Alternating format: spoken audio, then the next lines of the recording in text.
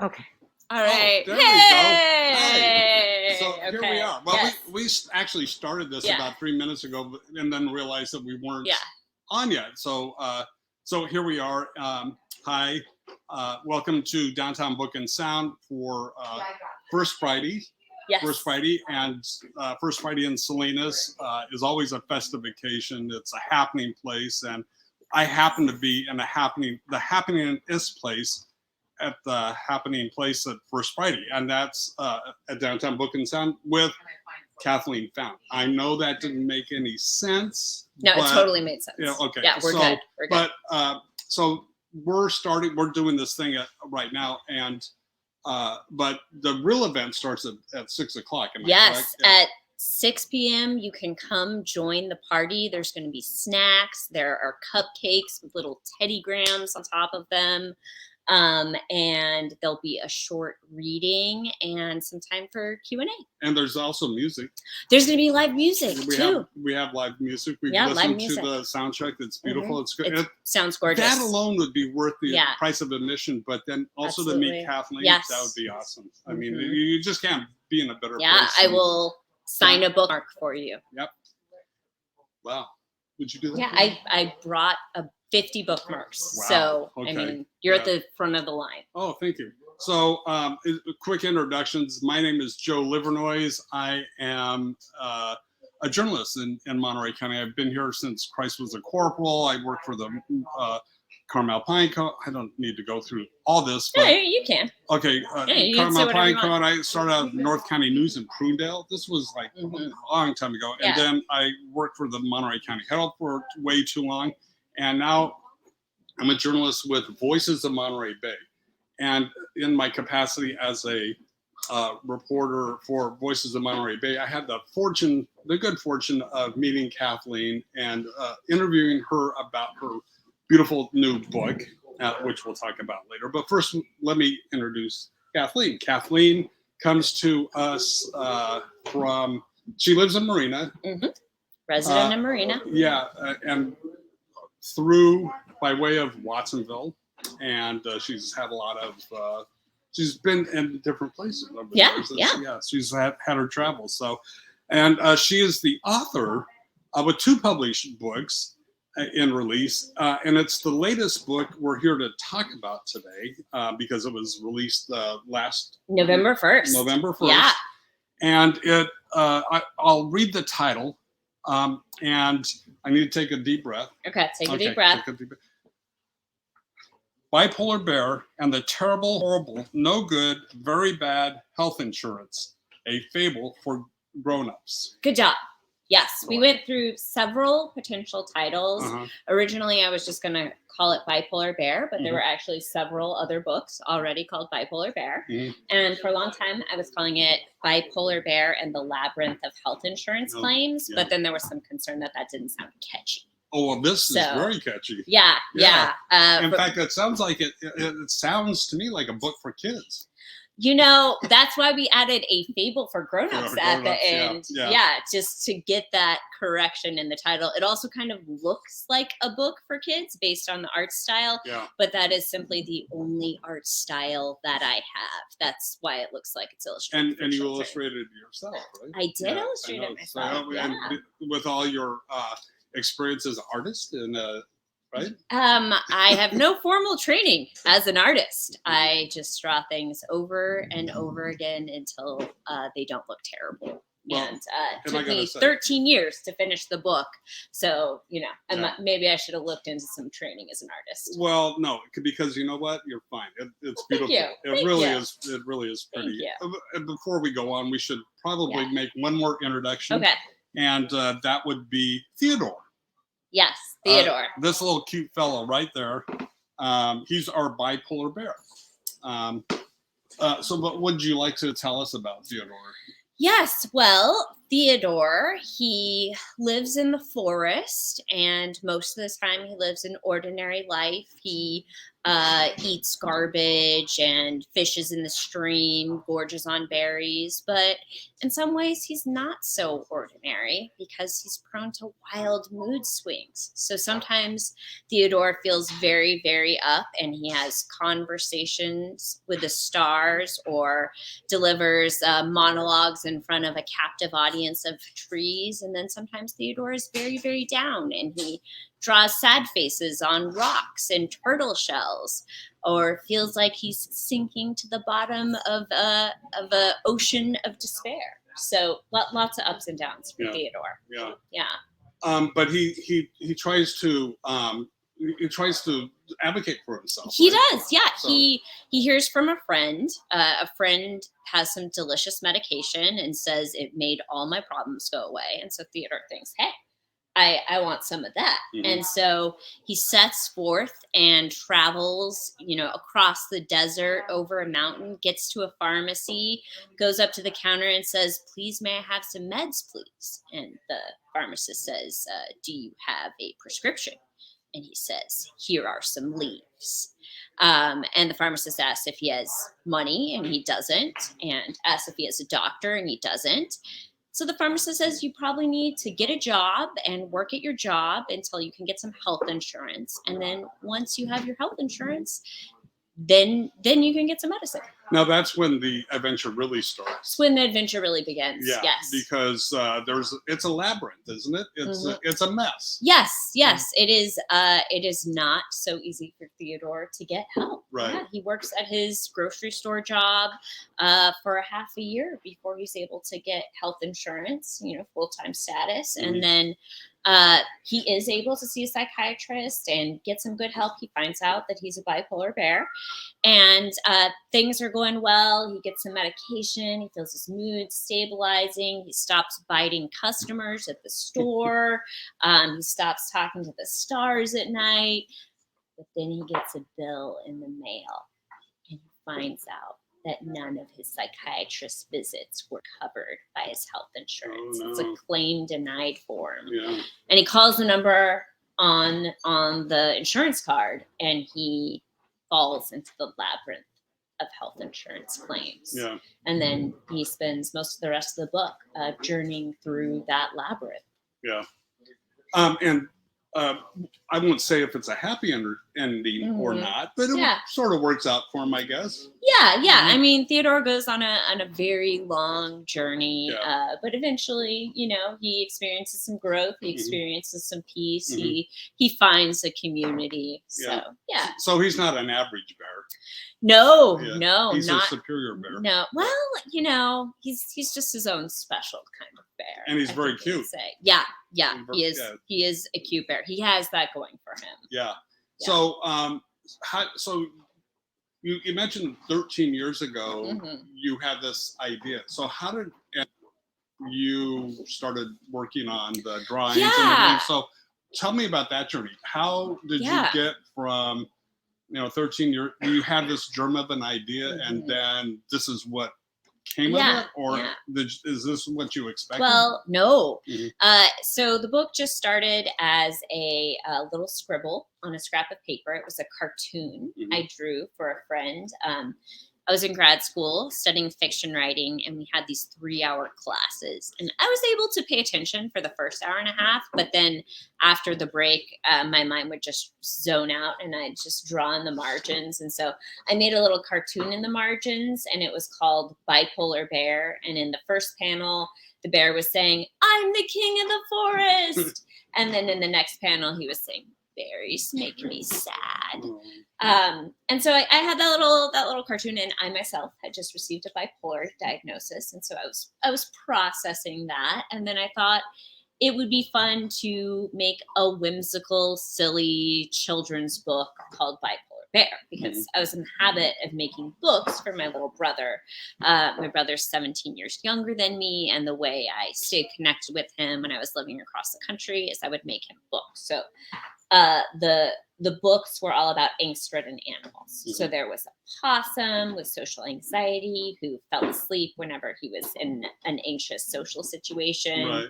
It's a burrow who wanted to be a unicorn, a existentially lonely giant squid. So it just seemed natural. I'll make a little children's book called Bipolar Bear. So I started making some sketches. I wrote it. It was about 10 pages long, a pretty simple story. And I worked on it off and on. I always have a lot of projects going on. So I was focusing on a novel for a while, but every once in a while I'd go back and work a little bit on Bipolar Bear. But then the story got more complicated when I got a really big bill for a psychiatrist visit. And it turned out when I called my health insurance phone number and spent hours on the phone getting my call dropped, getting switched from person to person, that the provider was out of my network and my $650 bill was not covered.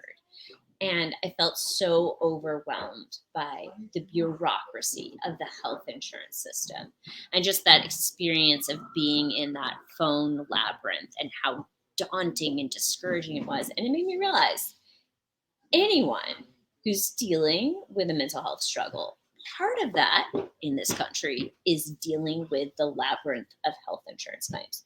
So if I wanted my children's book for my little brother to authentically reflect the experience of bipolar disorder, Theodore would have to fall into the labyrinth of health insurance claims. And then all of a sudden, it was a 200-page book, and it was no longer for children. Yeah. So how do you go about promoting a book like that and trying to find a publisher? I mean, this is about as unique as it gets, in my estimation. Yeah. And so trying to convince agents and the publisher that this is something that would resonate with people, because this is a serious subject, and you've handled it lighthearted. Yeah. So how does that work? Well, I always think that my books are going to be great hits. And so I was like, the hard part is just going to be finishing this thing. I mean, once I finish this thing, it's going to hit the market and all the agents are going to be fighting over it. And I had an agent at the time, and I finally finished it. I sent it to her, and I was like, now I just have to cross my legs and wait for, the publication process to start, and I'll see it in stores, probably in a few weeks. But then my agent took a really long time to get back to me. And then she wrote me a very nice email where she said, she loved it, but she thought it would be too difficult to place in this competitive market. So when agents say that this is difficult to place in this competitive market, that means they think they're probably not going to be able to sell it. Right. And it was like, okay, well, all right, maybe this agent doesn't think she can sell it. Yeah. So we broke up amicably. And then I started, sending it out to other agents. And I was like, surely this story about health insurance bureaucracy and mental health told via children's book style drawings of forest creatures, this is going to have vast appeal. But I sent it out to about 48 agents, and the answer was, usually if an agent isn't interested, you don't hear anything back. Or it was, this is interesting, but I can't really sell it. But then one of the agents was really nice. And she was like, oh, you should check out Graphic Mundi Press. They publish graphic novels that have healthcare related themes. It's like that's not the only thing they do. But Graphic Mundi? Graphic Mundi Press, yes. Graphic Mundi Press is the press that published the book. Yeah. And they were interested in it. So it just took trying a lot of places. Yeah. Good. And as I mentioned before, this isn't your first book. You've done, you had something that was a little more, it had a more of a narrative flow, I guess, to some degree. But it was also a bit different. And that was quick for you after graduate school, right? Yeah, I guess it was a few years after graduate school. I finished a novel and stories, and I entered it in a contest that's put on by University of Iowa Press, and it's a contest for collections of short stories. And so mine was a novel and stories, and it won that contest, and the prize was getting published. And that book ended up being a New York Times notable book. So yeah, cool. so it ended up being recognized in the world. Right. Both these books do have a very strong emotional element with sort of breakdowns and that sort of thing. So how, not to be too personal about it, no, but all right. I mean, how much of this is autobiographical for you? Well, like I said, I have bipolar disorder, and I found that art is a great way to process emotion. So if I'm feeling sad, I'm going to journal about it, or I'm going to draw. And so it was natural that, in my novel, like those themes and feelings found their way into the novel, and then they also found their way into this book. Mm-hmm. Yeah. Tell me about your journey. I mean, you were raised in Watsonville. You went to Stanford. Did you go directly to graduate school and then? No, I joined a volunteer program called the Jesuit Volunteer Corps. So it was a year of service voluntary program, similar to AmeriCorps, Teach for America. And I was a dropout prevention counselor in middle school. At that time, I thought I was going to be a social worker / writer, but then it turns out that introverts who like quiet and a lot of alone time and who are overwhelmed by a lot of stimulus, not great fits for being a social worker out of middle school. Right. So so I was living there in South Texas, and I got through that year of working at the middle school, and then I was like, okay, well, maybe I'll lean into the writing thing instead. So I just spent a year working part-time, for very minimal pay, just scraping by and writing a lot. And so that place I lived in South Texas, it's a really beautiful place, lots of palm trees, technicolor sunsets. There's cockroaches everywhere. So those were characters in some of my children's books. And there's, in South Texas, so many interesting people and interesting stories, and they all kind of made their way into that book. Oh, cool. Into my novel. Yeah.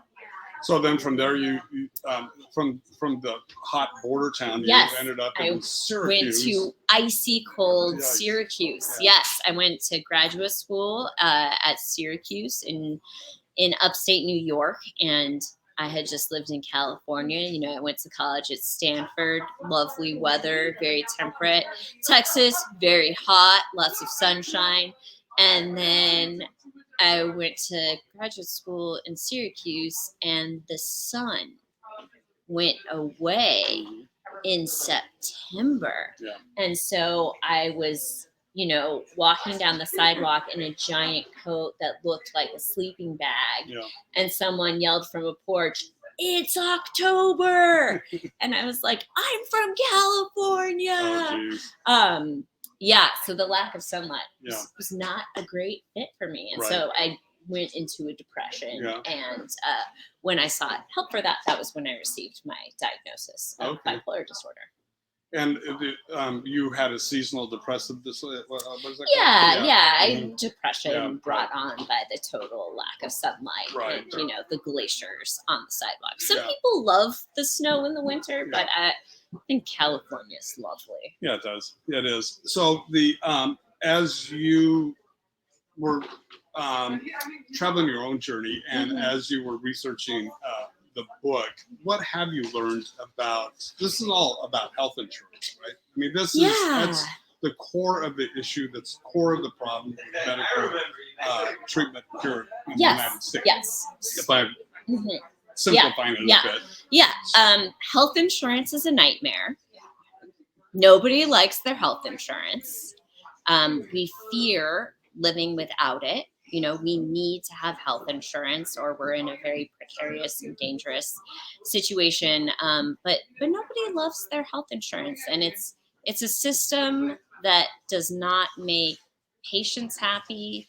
It's a system, doctors don't like it. When I talk to my doctors, when I talk to my psychiatrist, like she hates processing the paperwork and dealing with the health insurance companies. So it's a system that is only working for a very few people at the very top. So we would be better off with a single payer system. Now, when it comes to mental health care, the labyrinth of health insurance claims, I think, is killing people. Yeah. We have a very high suicide rate in this country, and it has been climbing, especially among youth. Now, if someone is going through a severe mental health crisis, it takes incredible courage to reach out for help. And we should live in a world where someone reaches out for help and they get help. But we don't live in that world. We live in a world where the care is mediated through the health insurance companies, and the health insurance companies create a barrier to accessing the care. Right. Thank you for that, Kathleen. You're right about that. And aggravating the situation, obviously, is the fact that people who are having mental health crises aren't equipped or to deal with healthcare, with health insurance and this labyrinth and the abyss that we're all that you're talking about. Yeah. And so it just and if they try, it only aggravates through conditions. And, Absolutely. So I mean, what do you propose? I mean, what's the solution? Oh, single payer system. Okay. Yeah, Medicare for all. Mm-hmm. Yeah. Well, as I'm on Medicare now, so it works pretty well. Actually. Yeah. I mean, any system is going to be flawed, but currently, the health insurance companies are determining the course of care. Like, so let's say, for instance, someone's going through a severe depressive episode and they want to seek out an alternative treatment like transcranial magnetic stimulation. That's FDA approved. It has very high success rates, much higher success rates than antidepressants. And people usually have to try out a few different antidepressants before they find one that works. Yeah. So if their psychiatrist says, I think this would work for my patient, I think it would get them out of this depression, quickly, the psychiatrist can't just prescribe that. They have to follow the health insurance guidelines. Right. And health insurance guidelines will often say, you can't prescribe transcranial magnetic stimulation. First, you have to have your patient be in a period of depression for 6 months. And then during that 6-month period, they have to try at least 3 different antidepressants from 2 different classifications of antidepressants. And then if they fail at all of that, then it will be covered. Yeah. So it's the health insurance that is determining the course of care, not the psychiatrist. The psychiatrist is the expert, and the psychiatrist is the one who's motivated to help someone get better. The health insurance company is not motivated to help people get better. Their motivation is profit. And the example that you mentioned, that's 6 months of suffering. 6 months of suffering. Yeah. Yes, right. Absolutely. Yeah. Well, at one point, I think Theodore mentions that the healthcare system isn't broken. It was designed this way. Yes, it is working for the people who are making money off of it. So it's working as it was designed to work for the people who are benefiting from it. Right. Yeah. Right. Well, good. Do you have any closing statements you would like to make in your argument? No, I think you've given me such a great opportunity to be on my soapbox here. Yeah, so right. I appreciate it. Thank you. Yes, and it's a pleasure talking to you. Yeah, and lovely to talk to you too. I don't know how we connected, but it worked, and I was real. I had a great time writing your story. Thank you so much. Yeah. Thank you. And, I wish you all the best of luck with your book. And there's still time. People can still you can still make it. Yeah, it's 6 o'clock, but you can still make it by 7 for the reading, and we'll save some snacks for you. Right. So good. Well, thank you very much. Thank you. And we're signing off from Downtown Book and Sound. All right. Great. Bye, Kathleen. Bye.